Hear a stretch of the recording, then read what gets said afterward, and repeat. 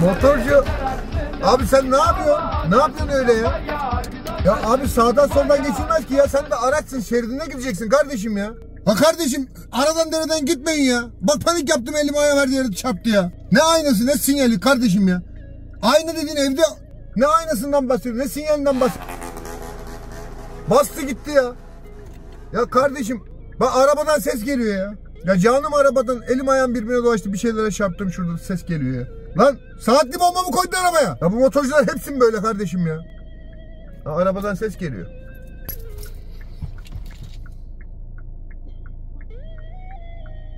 Abi nereden ses geliyor?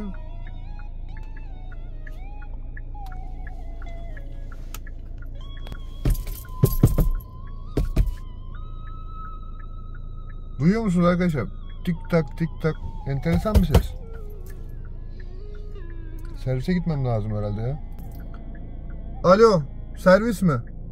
Abi motorcu yanımdan geçti. Elim ayağım birbirine çarptı. Bir şeylere çarptım, ses gelmeye başladı arabadan. Evet, bir çekici çağırır mısınız? Panik halindeyim. Saatli bomba koymuş olabilir.